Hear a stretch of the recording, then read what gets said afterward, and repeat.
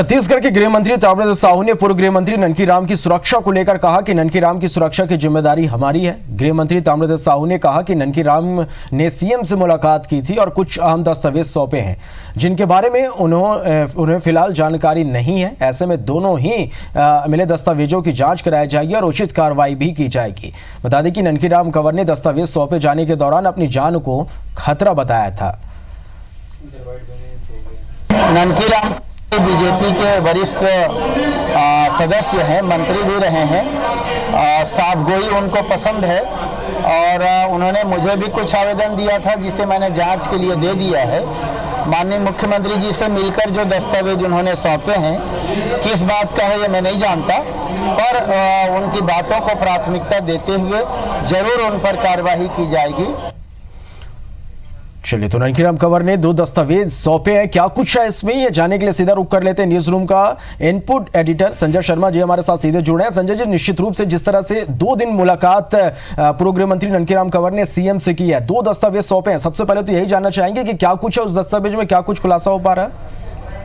देखिए, अभी जो ननकी राम कंवर जिस तरह के दस्तावेज लेकर आ रहे हैं, मोटे तौर पे साफ दिख रहा है कि उनका निशाना जो पुराने पुलिस ऑफिसर हैं अपने मुकेश गुप्ता जी, वो उनके निशाने पे हैं। पूर्व डीजी मुकेश गुप्ता को वो कोशिश कर रहे हैं कि किसी तरह से घेरें। उनके कुछ व्यक्तिगत मामले थे, कुछ सरकारी पद पर रहते हुए जो उन्होंने जो काम किए उससे संबंधित मामले हैं। उन्होंने कुछ दस्तावेज सौंपे ननकी राम कंवर ने और इसके आधार पे वो उनको निशाना बनाए हुए। वैसे श्रवण, ये देखो कि ये ननकी राम कंवर भी गृह मंत्री रह चुके हैं छत्तीसगढ़ के, और उनके गृह मंत्री रहते हुए भी बहुत सारी चीज़ें हुई थी और वो खुद को असहाय पाते थे। जब वो खुद गृह मंत्री थे तो उन्हें लगता नहीं था कि वो गृह मंत्री हैं, बल्कि ऐसा लगता था कि गृह मंत्री के बिहाफ में वो काम कर रहे हैं। इस तरह का उनका पूरा स्थिति बना दी गई थी उस समय। और उसके बाद वो अपनी ही सरकार को, जो बीजेपी की सरकार थी उस समय, लगातार बहुत सारी चीज़ों को लेकर शिकायतें करते रहे, लेकिन उनकी कोई सुनवाई नहीं हुई और उन्हें समझ में आ गया था कि उनकी अपनी ही सरकार, उनकी अपनी ही पार्टी की सरकार उनकी बातों को सुनने वाली नहीं है, इसलिए वो खामोश हो गए थे। लेकिन अब देखिए, जब सरकार बदल गई, कांग्रेस की सरकार आ गई, तो ननकी राम कंवर एक बार फिर से सक्रिय हो गए हैं और टारगेट मुकेश गुप्ता ही हैं जो फिलहाल निलंबित हैं। भूपेश सरकार ने उनको निलंबित कर रखा है। फोन टेप कांड से लेकर तमाम दूसरे तरह के आरोप हैं। तो ये जो चीज़ें हैं जो अभी हो रही हैं, वो ननकी राम कंवर उसके बीच में अपना जो उन्होंने शिकायतें पहले की थी कभी शासन से और कभी करना चाहते थे, वो सब चीज़ें अब लेके आ गए हैं और वो जैसा दावा कर रहे हैं और गृह मंत्री रहे, तो हो सकता है कि गृह मंत्री रहते हुए उन्होंने कुछ दस्तावेज जुटाए होंगे, तो वो दस्तावेज भी वो सरकार को सौंप रहे हैं और कह रहे हैं कि इस पर कार्रवाई की जाए।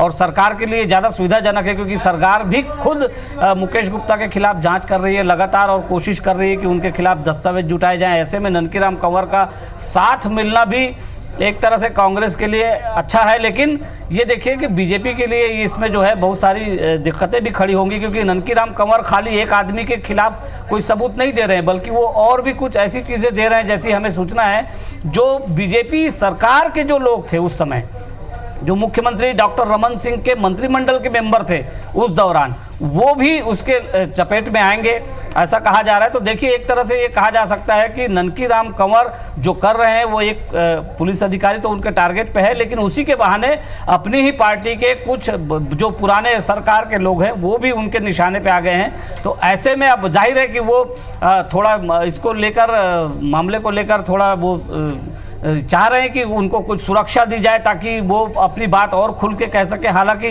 ननकी राम कंवर पूर्व गृह मंत्री है, तो वैसे भी उनके लिए एक सुरक्षा का एक तो रहता ही है, शायद वो और सुरक्षा इंतजाम और बढ़वाना चाहते हैं। संजय, निश्चित रूप से जब पहली बार सीएम से मुलाकात करने पहुंचे थे पूर्व गृह मंत्री ननकी राम कंवर, तो उन्होंने मीडिया में साफ तौर पर यह कहा था कि वो एक बड़ा खुलासा करने वाले हैं। इसके साथ ही जिस तरह से अब ये कहा जा रहा है कि उनकी जान को खतरा भी है, किनसे आखिर उनको खतरा हो सकता है?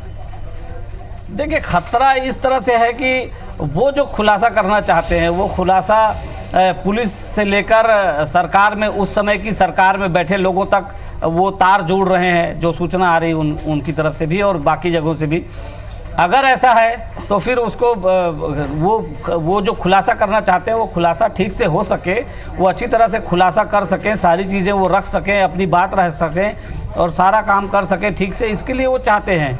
और उन्हें लगता है कि जो सरकार में जुड़े लोग थे वो डायरेक्ट तो इन्वॉल्व नहीं थे, उनके पीछे बहुत सारे लोग थे जो सरकार में नहीं है, शासन में नहीं है, वो कहीं और है, वो मार्केट में जो मौजूद लोग हैं वो लोग हैं जो बाहर की फोर्सेस हैं।